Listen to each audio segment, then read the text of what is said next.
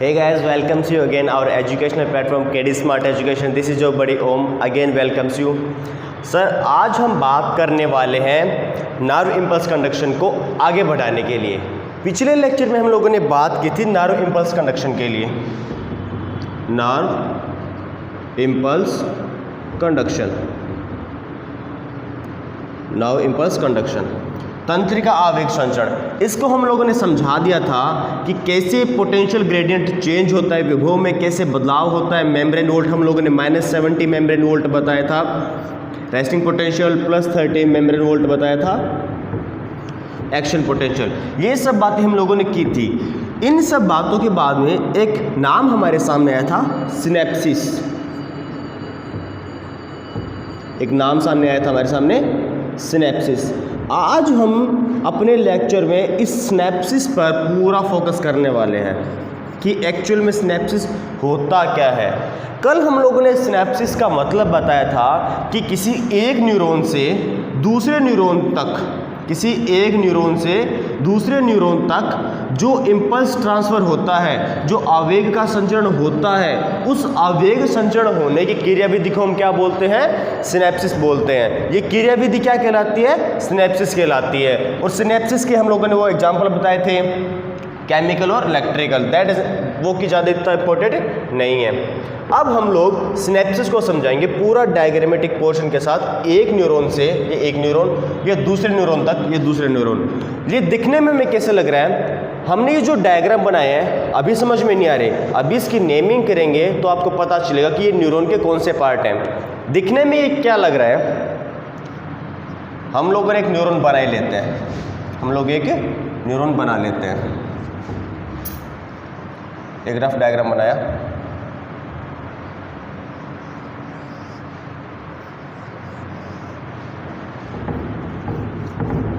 एक rough diagram बना लेते हैं।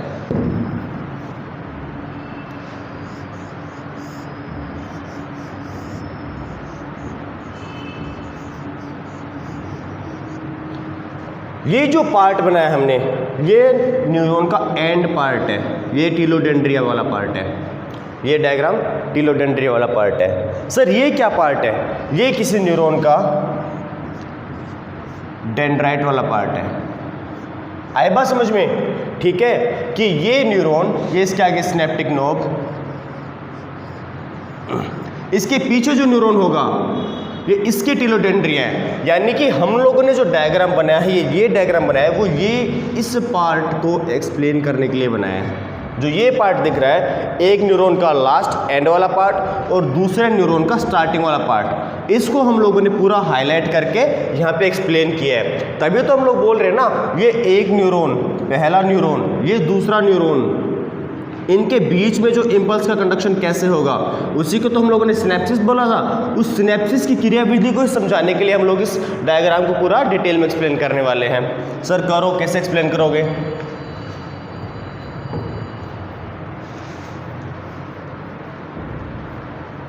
अब देखिए होता क्या एक्चुअल में, इसकी नेमिंग कर देता हूँ। ये टीलोडेंड्रिया वाला पार्ट, टीलोडेंड्रिया वाला पार्ट, ये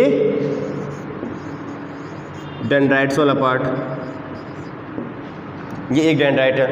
ठीक है सर, ये क्या है जो रेड रेड डॉट पे दिखा रखा है?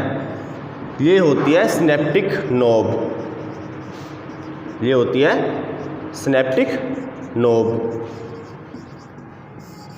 सर सिनेप्टिक नोब, नाम तो सुना सुना लग रहा है। सर ये सिनेप्टिक नोब दिखा तो दिया आपने, लेकिन इनके बीच में और छोटे छोटे डॉट्स, ये क्या दिखाया है? इन सिनेप्टिक नोब में भरा होता है न्यूरोट्रांसमीटर।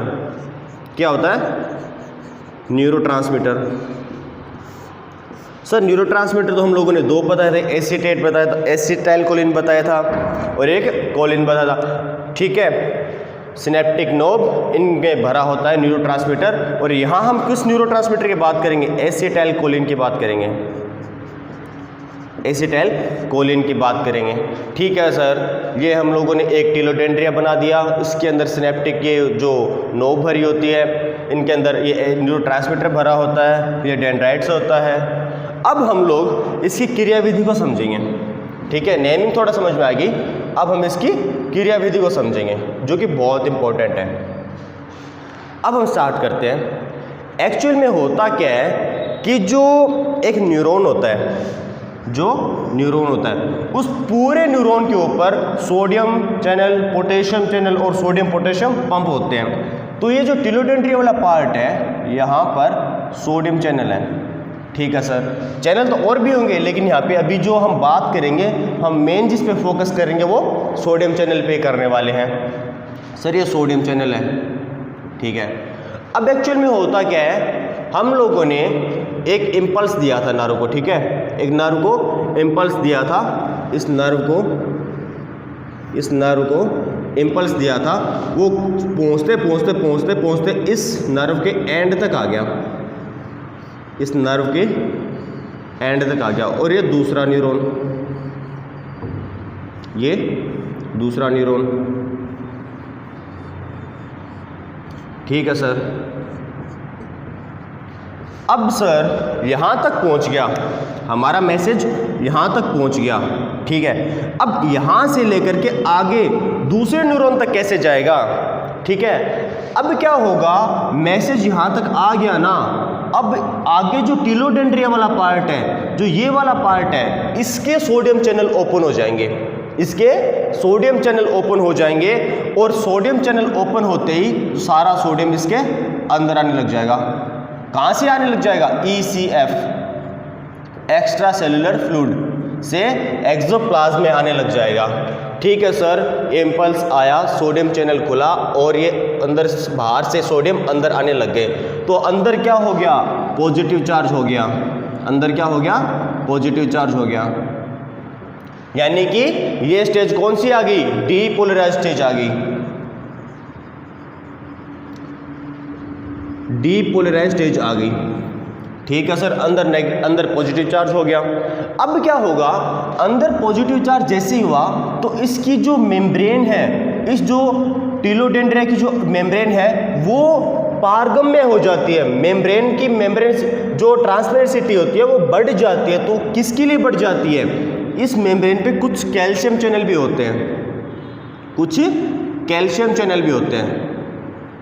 वो कैल्शियम चैनल खुल जाएंगे और बाहर से जो कैल्शियम होगा, तो जो ECF में कैल्शियम होगा, ECF यानी extra cellular fluid, extra cellular fluid में तो सारे मिनरल्स होंगे, सोडियम, पोटेशियम, कार्बन, सबके सब मिनरल्स होंगे थोड़ी थोड़ी मात्रा में। ठीक है, सबसे ज़्यादा होता है सोडियम, कैल्शियम भी वहाँ पे होगा। तो वो कैल्शियम क्या करेगा, इस न्यूरॉन के अंदर प्रवेश कर जाएगा, इसके अंदर आ जाएगा। सर कैल्शियम अंदर आ गया, इस कैल्शियम का काम क्या है सर, ये कैल्शियम क्या करेगा, जो ये सिनेप्टिक पुट्टिकाएं हम लोगों ने बनाई थी, सिनेप्टिक नोब बनाई थी, इन सिनेप्टिक नोब को फोड़ देगा, इन सिनेप्टिक नोब को फोड़ देगा। सर सिनेप्टिक नोब फूट गई तो क्या होगा, जो अंदर एसिटाइलकोलिन भरा था वो तो बाहर आ गया, जो अंदर एसिटाइलकोलिन भरा था वो तो बाहर आ गया, वो तो बाहर आ गया।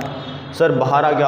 अब क्या, अब जो एक न्यूरॉन से दूसरे न्यूरॉन के बीच का जो एक गैप हम लोग ने दिखाया है, एक न्यूरॉन से दूसरे न्यूरॉन के बीच का जो हमने गैप दिखाया है, इसको बोलते हैं सिनेप्टिक क्लेफ्ट, इसको बोलते हैं हम लोग सिनेप्टिक क्लेफ्ट, सिनेप्टिक दरार। ठीक है सर, यहाँ से मैसेज आया तो आगे तक जाएगा कैसे, ये एसिटाइलकोलिन तो यहाँ पे आ गया, जो चार्ज है वो तो जंप करके जा नहीं सकता। तो जो यहाँ से एसिटाइलकोलिन जो मुक्त हुआ था, एसिटाइलकोलिन जो फोड़ा गया था यहाँ से, इन पुट्टिकाओं को, इन वेसिकल्स को फोड़ दिया कैल्शियम ने, तो जो एसिटाइलकोलिन निकला, एसिटाइलकोलिन निकला, वो एसिटाइलकोलिन इस सिनेप्टिक क्लेफ्ट को पार करते हुए जो अगले न्यूरॉन का डेंड्राइट है, यहाँ से निकला और अगले न्यूरॉन का डेंड्राइट है, यहाँ तक पहुँच जाएगा। और अगले न्यूरॉन के डेंड्राइट के ऊपर रिसेप्टर लगे होते हैं, अगले न्यूरॉन के डेंड्राइट पे क्या लगे होते हैं, रिसेप्टर लगे होते हैं। किसके लिए रिसेप्टर लगे होते हैं, एसिटाइलकोलिन के लिए रिसेप्टर लगे होते हैं। ये एसिटाइलकोलिन यहाँ पे आके पूरा जमा हो गया। ठीक है सर, ये यहाँ तक आ गया। अब आगे क्या होगा, जैसे ये यहाँ तक पहुँचा ना, तो ये एसिटाइलकोलिन क्या करेगा, इस डेंड्राइट की मेम्ब्रेन की जो पारगम्यता है वो बढ़ा देगा। किसके लिए बढ़ा देगा? सोडियम के लिए बढ़ा देगा। जैसे ही सोडियम के लिए इसकी जो पारगम्यता बढ़ गई, इसकी ट्रांसपेरेंसिटी बढ़ गई, तो बाहर का ECF का जितना भी सोडियम था वो अंदर आने लग जाएगा। ये जो चैनल खुला, सोडियम चैनल खोला, किसने खोला? एसिटाइल कोलिन ने खोला। इस एसिटाइल कोलिन की वजह से इस झिल्ली की पारगम्यता बढ़ गई और सोडियम चैनल खुल गया। सोडियम चैनल खुलने की वजह से जो ECF में जो सोडियम था वो अंदर जाने लग गया। सर वही वाली बात हो गई, अंदर जाने लग गया मतलब अंदर पॉजिटिव चार्ज बढ़ने लग गया। और हम लोग जानते हैं कि हमें करना क्या था, हमें एक मैसेज को आगे ट्रांसफर करने के लिए 3 स्टेप भी तो फॉलो करने थे। पहला पोलराइज्ड, देन डीपोलराइज्ड और तीसरा रीपोलराइज्ड। ये 3 स्टेप भी तो थे जो 1 बाय 1 ऐसे फॉलो करते हुए एक मैसेज का ट्रांसफर हो जाता है। स्टार्टिंग में न्यूरॉन क्या होता है? पोलराइज ही होता है। फिर जो इसमें मैसेज आते हैं, इसकी क्या थी? पोलराइज किस में चेंज हो गया? डीपोलराइज में चेंज हो गया।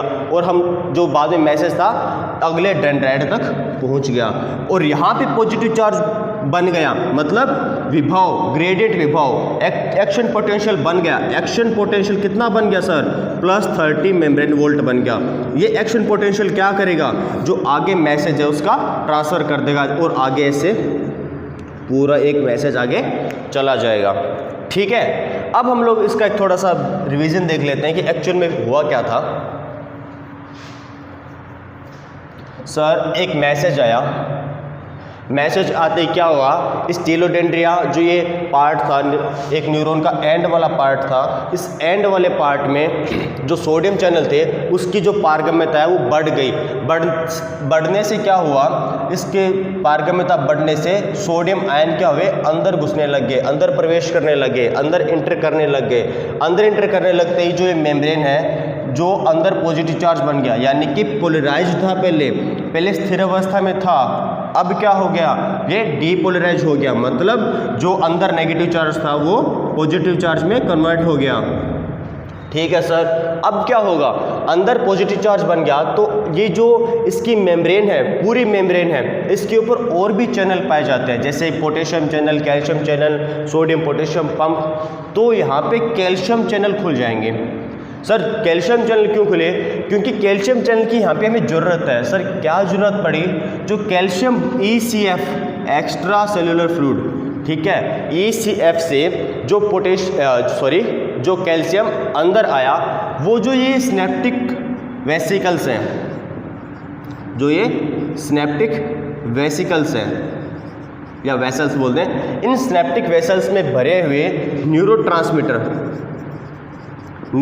को, कौन सा न्यूरोट्रांसमीटर? एसिटाइल कोलिन, उसको फोड़ देगा। और जैसे उसको फोड़ा तो वो एसिटाइल कोलिन इस स्नेप्टिक क्लेफ्ट किसको बोला? जो एक गैप है एक न्यूरॉन से दूसरे न्यूरॉन के बीच का जो गैप है, इसको हम लोगों ने बोला स्नेप्टिक क्लेफ्ट। इस स्नेप्टिक क्लेफ्ट को पार करते हुए दूसरे न्यूरॉन के डेंड्राइट तक पहुंच जाएगा। दूसरे न्यूरॉन के डेंड्राइट पर होते हैं रिसेप्टर। किसके लिए रिसेप्टर होते हैं? एसिटाइल कोलिन के लिए रिसेप्टर होते हैं। और ये एसिटाइल कोलिन यहाँ पे पहुँचते ही इसकी मेम्ब्रेन की जो पारगम्यता है उसको भी बढ़ा देगा। किसके लिए बढ़ा देगा? सोडियम के लिए बढ़ा देगा। और सोडियम बाहर से अंदर प्रवेश करने लग जाएंगे। और हम लोग जानते हैं अंदर पॉजिटिव चार्ज बढ़ने लग गया, मतलब एक्शन पोटेंशियल बनने लग गया। एक्शन पोटेंशियल बनने लग गया मतलब मैसेज का ट्रांसफर हो गया। सर आए बात समझ में? सर इतनी बात तो समझ में आ गई। अब एक दिमाग में डाउट उठता है, सर ये एसिटाइल कोलिन क्या यहीं पड़ा रह जाएगा? नहीं, बिल्कुल नहीं पड़ा रह जाएगा। अगर ये यहीं पड़ा रह जाएगा तो एक मैसेज तो भेज दिया, तो सर बाकी के मैसेज कैसे आएंगे? फिर क्या होता है, जो मैसेज आगे पहुंच जाता है उस मैसेज को आगे ब्रेन तक पहुंचा दिया, देन क्या होता है, जो ये एसिटाइल कोलिन यहाँ पे पड़ा था, एसिटाइल कोलिन यहाँ पे पड़ा था, ये एसिटाइल कोलिन, इसके ऊपर एक एंजाइम आके क्रिया करता है। एक एंजाइम आता है, उसका नाम होता है एसिटाइल कोलिन एस्टरेज।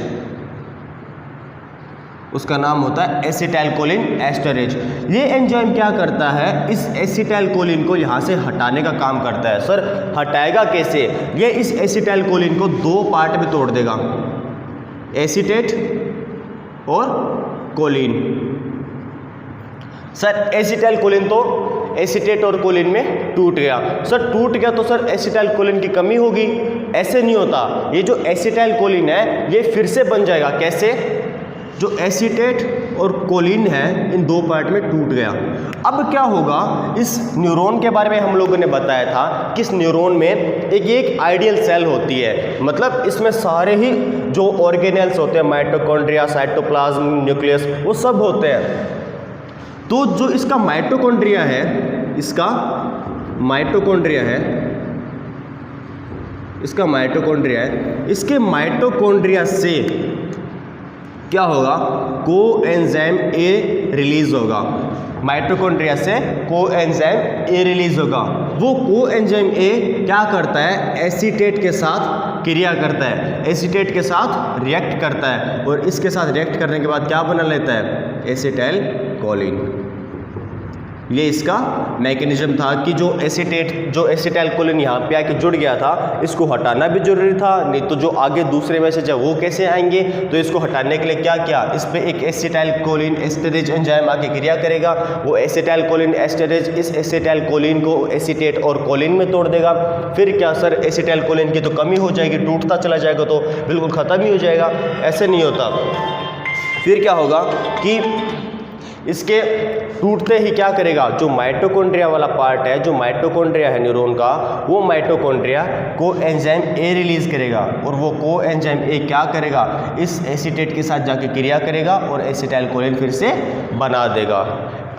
आई बात समझ में? न्यूरॉन से लेकर के जितनी भी हम लोगों ने बातें की थी वो आज सारी ख़त्म होती है। हम लोगों ने न्यूरॉन के स्ट्रक्चर भी पढ़ ली थी, बहुत सारी सेल्स की बात की थी, नेसल्स ग्रेन्यूल, स्वान सेल, इन सब के बारे में बात की थी। फिर नर्व इम्पल्स कंडक्शन को भी हम लोगों ने कंटिन्यू कर लिया था। सिनेप्सिस वर्ड था, उसके ऊपर भी पूरा डिस्कस कर लिया। न्यूरॉन के ऊपर हमारा डिस्कशन ख़त्म होता है। अगले लेक्चर में हम लोग ब्रेन के पार्ट्स को डिटेल में लेना स्टार्ट करेंगे। सर ब्रेन के पार्ट कैसे? जो हम लोगों ने एक फ्लो चार्ट बनाया था, जो ब्रेन के जो हम लोगों ने पार्ट बताएंगे, जैसे कि रोम्बेनसेफेलोन, मेसेंसेफेलोन, ये जो सेफेलोन है हम वो समझाएंगे। जो ब्रेन के जितने भी अदर पार्ट्स हैं वो समझाएंगे। कौन से ब्रेन के पार्ट में कौन से सेंसर्स होते हैं, कौन सा पार्ट सूंघने का काम करता है, कौन सा पार्ट देखने का काम करता है, विजुअल, ऑडिटरी, इन सब के बारे में हम लोग अगले लेक्चर से बात करना स्टार्ट करेंगे। सो आज न्यूरॉन की क्लास को हम करते हैं एंड। अगले लेक्चर के लिए वेट कीजिए जो हम लोगों का ब्रेन से रिलेटेड होगा। तब तक के लिए best of luck, thank you very much.